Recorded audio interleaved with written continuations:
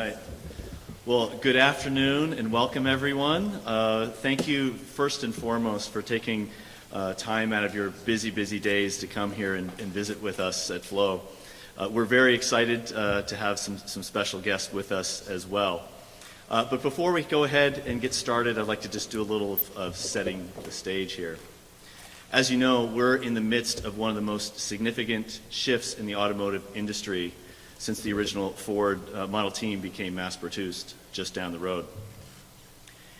In just the last 10 years, electric vehicles have gone from nearly 22,000 vehicles produced in 2013 to last year over 2 million vehicles produced, representing about 7% of all new electric vehicle sales, all new sales. But more and more chargers are needed. We just don't have the infrastructure that we need. And we need to make sure that we give drivers the confidence in this infrastructure that they can really rely on. So in order to meet the targets, the aggressive targets that we have of 50% of all new sales by 2030, we need to begin that transition right now. And so here at Flow, we are trying to make that vision a reality with a real emphasis on providing chargers that are both accessible and extremely reliable. Flow has been at the heart of this transition for the last 15 years, and we're really committed to fighting climate change by providing the best EV charging experience possible. And we do this by focusing on reliability, and we've to date been able to demonstrate over a 98% reliability with these Flow chargers. We deliver solutions that are not only for the workplace, but also at home, and for those people who are on the go across the highways throughout America. And since the start, we've really been focused on building a company that significantly reduces the carbon footprint in our emissions across North America. We want all drivers to feel safe and comfortable and secure while they're charging.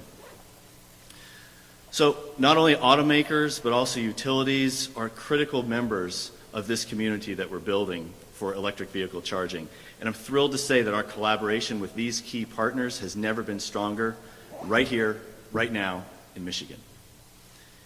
So how is Flow really contributing to this transition? First, our goal is simple. We want to deploy these reliable chargers across the country from curbside to the countryside. That's what we mean when we say EV charging done right. And as a result, you're sitting in Flow's newest, first ever charging production facility here in the United States that will help us strengthen our supply chain and meet our goal of deploying over 250,000 chargers by 2028. Now, this facility we expect to help us generate over $52 million in labor income for Michigan and also boost the Michigan economy by about $76 million over the next 5 years. Last but not least, one of the most important announcements for us today is we're going to introduce Americans to the latest in Flow's charging technologies, the new Flow Ultra. Flow Ultra will be produced right here in Auburn Hills, right behind the curtains behind you, and it's going to deliver what we call the ultimate fast charging experience. This design will make things very effortless for our users to charge, very safe with its innovative lighting, and easy to use for people no matter who you are.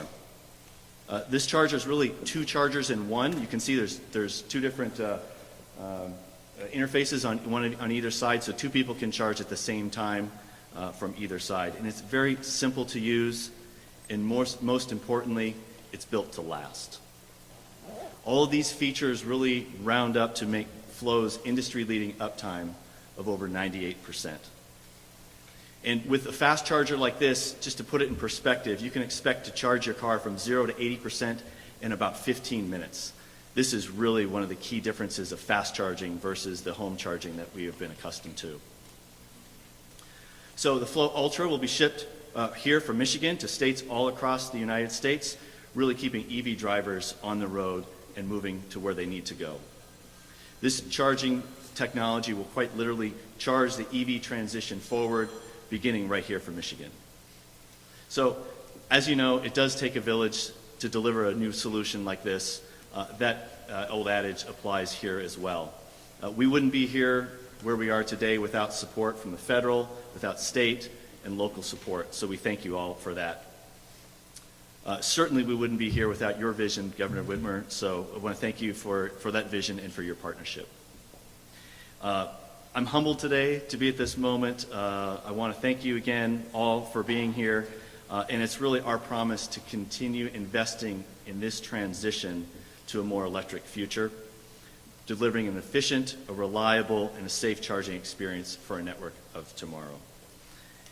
And so with that, I'd like to turn it over to our next speaker, Catherine Snoreson, Michigan's Chief Mobility Officer, and welcome to the stage. Catherine.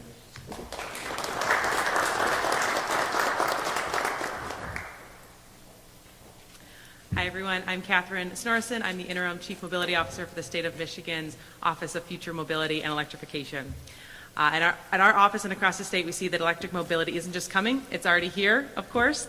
Automotive OEMs see the future of their industry and have placed their bets on electric vehicles and autonomous vehicle technology. And with many of the EV models becoming available in the next half decade, and because of the rapid growth of EV sales, setting foundational infrastructure up within the next 3 to 5 years is imperative now more than ever to prepare for the longer term vision. With federal investments in EV charging infrastructure under the bipartisan infrastructure law, demand for US-made EV chargers is about to skyrocket. With our strength of labor and localized supply chain, Michigan is well poised to translate this growing market demand into business opportunity wins. EV charging manufacturing has enormous investment and job multiplying potential. To ensure Michigan remains a leader in the mobility and electrification revolution, Governor Whitmer unveiled the My Future Mobility Plan, My for Michigan, a statewide strategy that includes actionable steps to address the opportunities and challenges ahead. The plan maps out a comprehensive strategy that addresses future mobility challenges through 3 areas. Number 1, transitioning and growing our mobility industry and workforce. Number 2, providing safer, greener, and more accessible transportation. And 3, leading the world in mobility policy and innovation. In building this plan, we took that whole of government approach that includes 8 different state departments, industry, academia, and community leaders. And with critical players in Michigan, including Flow, we're one step closer to reaching a number of goals laid out in the plan, but specifically the goal to deploy 100,000 electric vehicle chargers across the state to support 2 million electric vehicles by 2030. You can be rest assured that our global leadership in mobility is in good hands with thoughtful and committed leaders that you see here today who are intentional about the future of mobility sector being right here in Michigan. Our office, the Office of Future Mobility and Electrification, is so proud Flow chose Michigan, and we look forward to what we will do together next, researching, designing, producing the next generation of electric vehicle charging technology. And next you'll hear from Jane McCurry with Clean Fuels Michigan.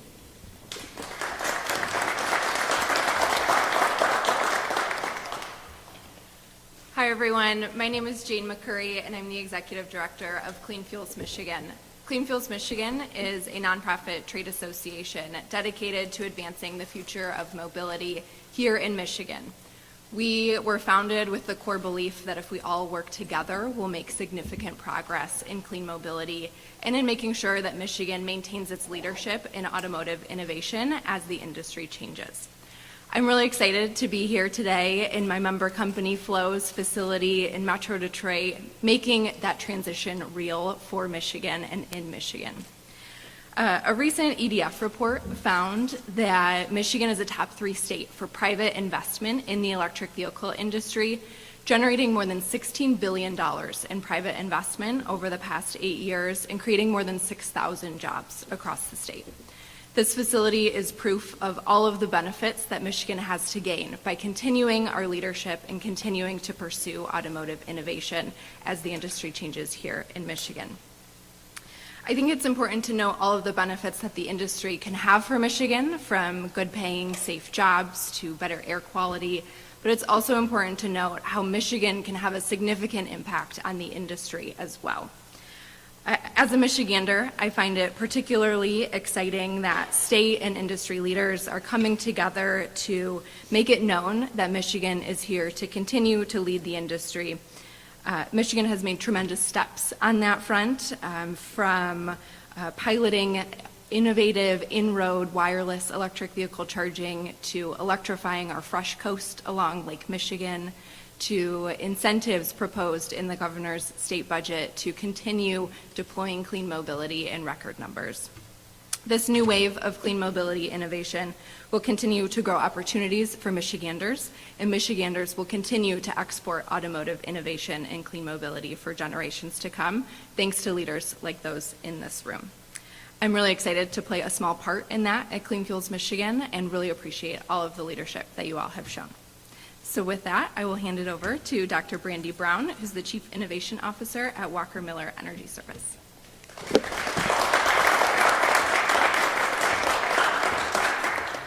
Well, good afternoon, everyone. I am just delighted to be here. I am Dr. Brandi Brown, Chief Innovation Officer at Walker Miller Energy Services.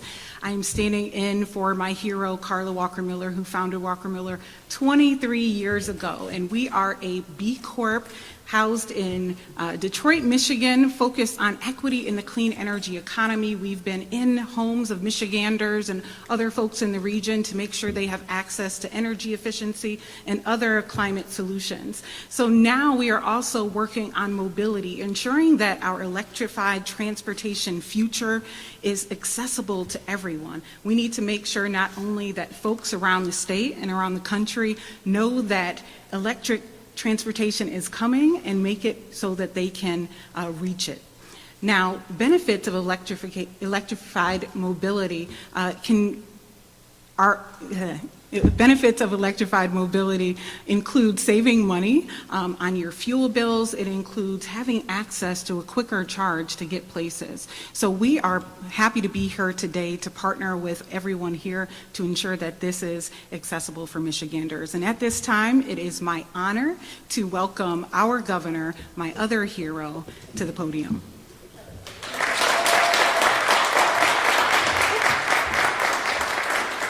Well, thanks, Dr. Brown. Thank you, Chris and Catherine, Jane. I am so grateful to be here and grateful for Flow, the partnership, and the cutting-edge manufacturing that is happening right here, solving mobility issues and addressing climate.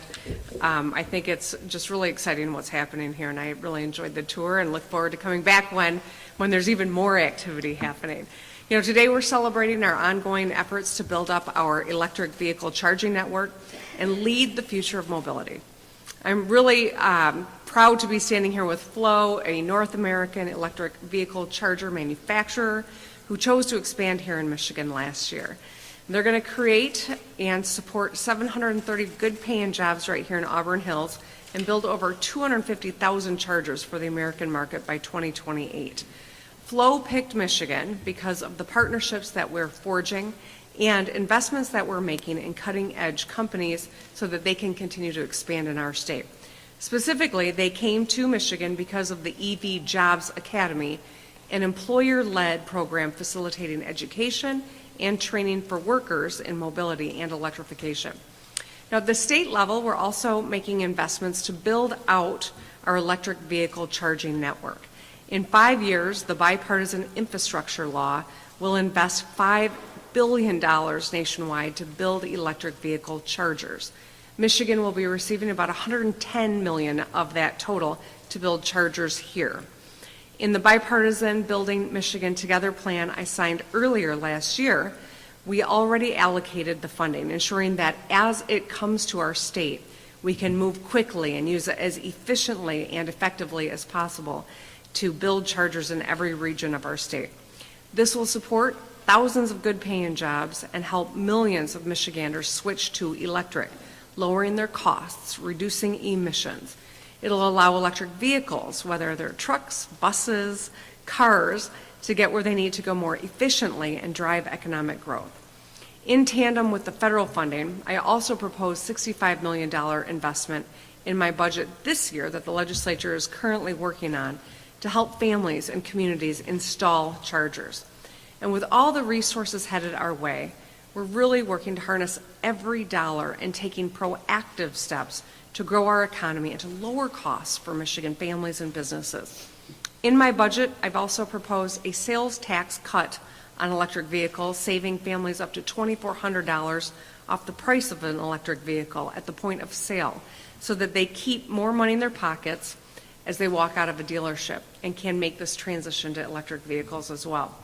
Earlier this week, I announced a new toolkit for local governments so that they can prepare their communities for electric vehicle charging infrastructure.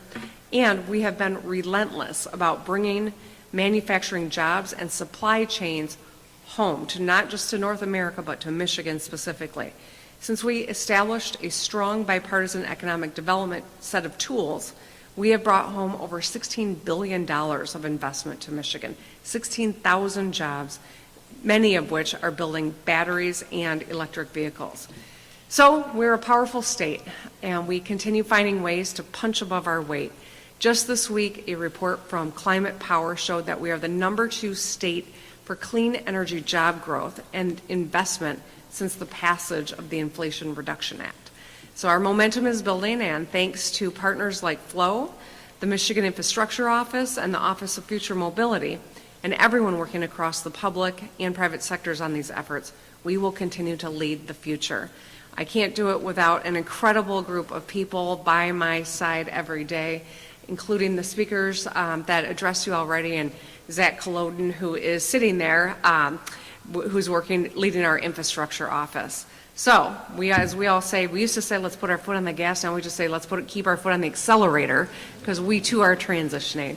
But I want to thank Flo and tell you I'm really excited about all of the work that we are about to embark on together. So, thank you.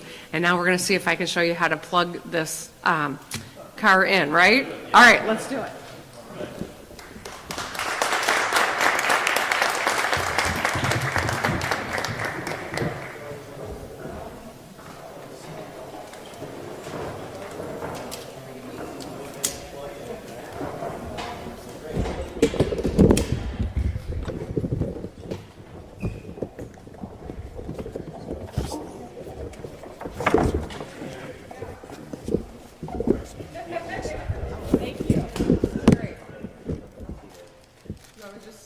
Questions from here, Bob? Yeah, Governor, Okay. let's stand there. Since we all moved over here, all right. Happy to open it up for a few press questions. Yeah. Hi, Governor. Thank you so much for taking questions. We're already seeing signs that the shift to electrification is causing disruptions in the workforce. Today with Stellantis confirming it's offering buyouts to many of its workers, GM recently doing that. What is your reaction to that, and how do you plan to manage that, disruption in the workforce? Well, we know as the industry evolves, so will their needs in terms of talent, and that's part of why we are investing so much in upskilling our workforce here in Michigan. Whether it is the Michigan Reconnect, it's Fusions for Frontliners, it is creating paths to an enhanced set of skills. This is how we keep people in the workforce so that they can make a good living. Obviously, every time a big company in Michigan makes an announcement like this, it creates a lot of concern. I share that concern, but I think that also tells us why our investment in people is going to be so important to make sure that we can fill jobs that are unfilled right now that require a higher skill set or a different skill set. And as we see the auto industry transition, we've got to transition our workforce too. And I understand you're going to be serving as a co-chair of the president's re-election campaign. What will that role entail? I think it is really giving an important perspective from Michigan. I know the whole world looks at Michigan in terms of our leadership, in terms of our outsized voice when it comes to national elections. So I'm honored to be able to serve in this role and to give voice to practical Midwesterners who just want government to work and make their lives better. Rod? Governor, last time the study was done, there were only 200 high-speed chargers in the whole state. How quickly will we see a ramp-up of these kinds of chargers in the immediate future to get to where the president wants to have 50% by 2030? Well, we're moving fast. I mean, that's part of what this announcement is today. That's part of what Flo is doing. We've got a lot of, there's a lot of effort going into building up the charging network across the state.